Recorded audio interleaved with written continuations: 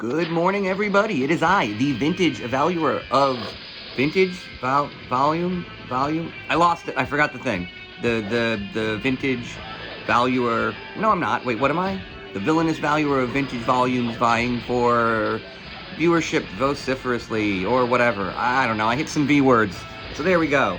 Good morning. I'm here with my dollar bimbos.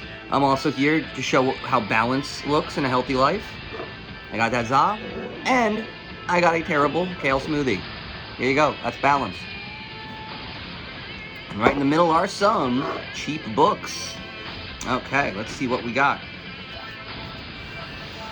Oh, by the way, these are from the Kingpin of Union Square, aka Howie, the last real dealer. Already wearing an interesting, I feel like this is supposed to have 90s vibes, but it's 2000s. Like, what is this? This is a Batman animated movie. It's weird that this looks a lot like the Batwoman in this is a lot like Batman Beyond. I don't actually know this one. Is this a Bruce Timm? It's got Kevin Conroy in it. I don't know. It feels like this is not. Oops, no, sorry. Spoiler. Dr. Fate. There we go. Okay, sorry. I was spiraling about the ad on the back, but there you go. We got a comic book here too.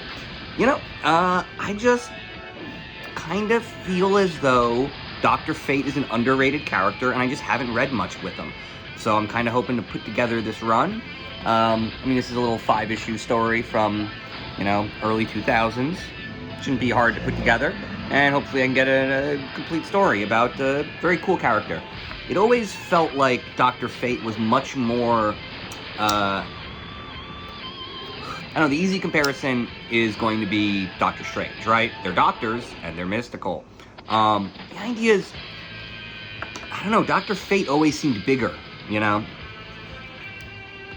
But I think this has to do more with the style of stories from DC versus Marvel, right? Marvel's always been more like soap opera-y, you know, kind of plot-based with loud character designs. So Doctor Strange has kind of been this flamboyant guy, whereas Dr. Fate's been a ultra-powerful hermit in a tower with no doors kind of guy. Like, you know, that's basically from Justice League Unlimited.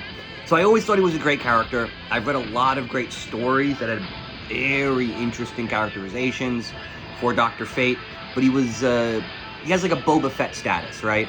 Where he's a very cool character to show up, but I feel like I've never jumped into like a full Dr. Fate story. So hopefully I can put together this run and read that mini and get a little bit of Fate in my life. Okay, so this is a great ad. Early 90s, advanced Dungeons, and this is when I started. You know, my sister would have been, you know, would have probably been in high school. I would have been in middle school. So this is probably like 3 or 4 years before I started playing Magic the Gathering. I'm sorry, before I played Dungeons & Dragons. But a lot of fun. Very cool. Part of me part of me doesn't really understand Dungeons & Dragons as a business, because I don't think you need to buy any of the stuff, right? Like, you buy like the handbook and you understand like certain saving. Like, once your DM learns certain systems, they shouldn't really need to have a store. I don't know. It feels like the products for D&D are not geared towards the kinds of people who actually play D&D. The great part about D&D was it's your own story, and your DM, and like every group has one storyteller in it, and that guy tells a great story. So I never understood, you know, whatever. It's not for me to judge. You need somebody to tell you a story so that you can tell your friends a story. I guess that's a real product, but I don't know. Played a lot of D&D, have not bought a lot of books, is basically all I'm saying. It's not a valuable product. It's a valuable game. Very different. Ooh, What If? Done. That's it. We put a What If comic in a dollar bin, I buy it. Also, bonus points for Dead Hitler. Big fan of Dead Hitler. We should always, the only good Hitler is a dead Hitler. Yeah, what if there were a whole lot of Captain Americas? That'd have been interesting. I don't think that soldier would have remained unknown. But I do like that it's like, what is it? Is that Dum Dum Dugan? I love the idea of Dum Dum getting a superpower. He's earned it. He's a hard worker. Okay, let's see what this one is. The Q*bert School. I know it's kind of a thing, but it's... So as a person who you know, is loved comedy, you kind of see the way, like, improv schools interface with... So think about, like, SNL. The first generation of SNL was from, like, the Harvard Lampoon, you know? Then the next one was from, what is it, Second City, kind of, you know? And then it was the Groundlings, and then it was UCB, and then it was... Yeah, okay, cool. But after that generation where, like, that school actually helps a lot of artists, it then just turns into a pyramid scheme. Right? Like, being on Second City isn't going to help you get to SNL anymore, but having helped people get to SNL 40 years ago is why some idiot can still charge money today. Q*bert did things.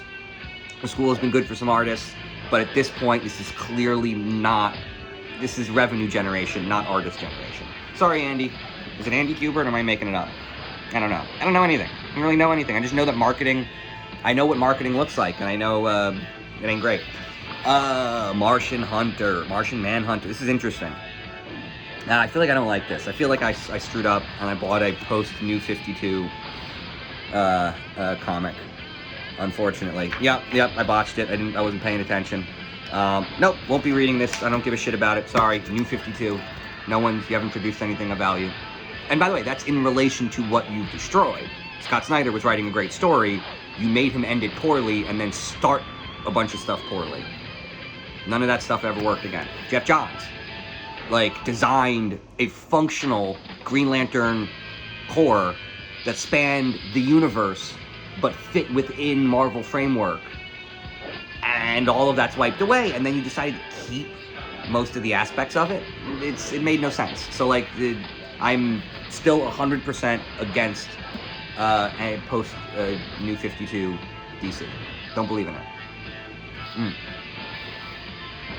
And a little bit of smoothie. Okay, what do we got here? Vampire... Oh, so this is kind of similar to my other ramble about D&D. So this was basic... Vampire the Masquerade was White Wolf doing a vampire, like a goth version, modern-day goth version of Dungeons & Dragons, a tabletop RPG. I actually kind of enjoyed it at the time. I liked it more than D&D. As somebody who just liked gothic vampire nonsense, it was nice that my character played in a world that sort of existed, modern times gothic nonsense, and that I could somehow, you know, it's like I said, my Vampire Masquerade character could go to, like, a Blade-style goth nightclub, right? And as an 11, 12-year-old, I could imagine a world where I also go to some cool goth nightclub, right? The traveling adventurer rolling up to a small town inn, which is, you know, the Dungeons & Dragons version. I don't know. It's not very aspirational for a human being in modern times. So I really did like Vampire the Masquerade. But it's the same thing. I don't understand buying all these weird modules for it. The game system is the product, and then the content is user-generated. So after they sell you the game system and try to sell you the content, it doesn't really make much sense to me. It's good. It's bad money after good. Okay, Man-Bat, Chuck Dixon. I think I just bought this because Man-Bat's cool. Don't really know where he fits in the Batman universe. I want to say the honest truth is my only Man-Bat experience is the Bruce Timm animated series arc, which was great. It was this dark thing of, you know, the scientist losing his humanity and all that nonsense. It worked. But this is part 3 of 3, so hopefully I can find the other... By the way, Chuck Dixon is, you know, he's a quality creator. So when you see an interesting character you've never really jumped into with a decent creative team, and it's $1, you buy it. Hopefully I can build the run around this. Okay. This is such a disappointing ad. Wow. Okay, so I was just thinking about this. So this is the game Hexen from ID Software. Complete bomb. Absolute bomb. None of these games, ID Software really completely ceased functioning. I truly believe it stopped being a game company after Quake 2, but I would argue it completely didn't exist past Quake 3, but also none of their products aside from Doom and Quake ever worked. Hexen went nowhere. I can almost picture this game, but I can't like describe it in any way. It just felt like Quake plus Magic, right? Am I getting that right? I don't know. I mean, it's the imagery, but the idea being Doom ID Software just fell apart. But I actually want to complain about first-person shooters in a very weird way that I haven't heard anybody else describe before. When I first started playing first-person shooters in the ID Software days of Quake 1, it was a deathmatch. You log in, you appear on the server, you start shooting, somebody kills you, you respawn, and you're playing. So you are playing from the second you log into the game to the second you're done complaining about getting killed. That's it. You're playing the game the whole time. You're at your mouse, keyboard, boom, you're doing the thing, whole time. Fast forward gaming about 5 to 7 years, it's no longer about death matches and Quake, it's about Half-Life and Counter-Strike. And in Counter-Strike, it is a team deathmatch where where you don't respawn until the next match. So already, I'm going from playing 100% of the time with Quake to playing, somewhere between, 40 to 80% of the time in Counter-Strike, depending on how good you are. So like, Quake, playing the whole time. We get to Counter-Strike, and depending on how good you are, you're playing about half the time. And now in modern gaming, the most popular form of first-person shooter is the Battle Royale. I was just going to call it PUBG, because that was the one that created the game style, and then everyone just ripped it off. But the idea is, you're literally not playing almost all of the game. PUBG, like the proper play style for PUBG, according to like how the company wants people to play it, involves playing the game probably 10 to 30% of the time. The idea being you're supposed to like get killed in this game, not be able to respawn, but you're supposed to watch the game finish, right? In PUBG, they literally created a social credit score for your account that lets you get into better matches if you have a higher score. And one of the easiest ways to gain that reputation score is to watch your team after you die. So they're literally paying you fake points to not play the game. Like, they're just trying to get you to watch instead of play. So, like I said, it's random, kind of a random jump-off point, but ID Software, this genesis of gaming from playing 100% of the time in Quake 1, playing half the time in Counter-Strike, and then once you get to Battle Royales, you're mostly watching the game. That's not for gamers. The industry is not for gamers. It's taken a lot of time, but we've gotten there. Hey, remember when this was about comics? Remember that comic? Azrael. Well, this is about as cynical and stupid as that. It is just some ultimate 90s hot garbage. I don't even know why.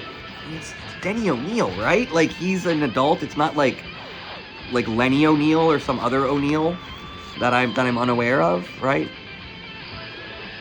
Yeah, no, it's Denny O'Neil, right? This is an adult human writer, so maybe there's a good story in here. So I don't know, I guess maybe I'm putting together an Azrael run? I don't know. I know he was in some of the Batman No Man's Land stuff, but other than that, I have no real connection to the character. I did not read any of the DC hype books at the time. They seemed obviously not good. So I never read Breaking the Bat. I never read Death of Superman. Never bothered with it. Can't imagine I missed much.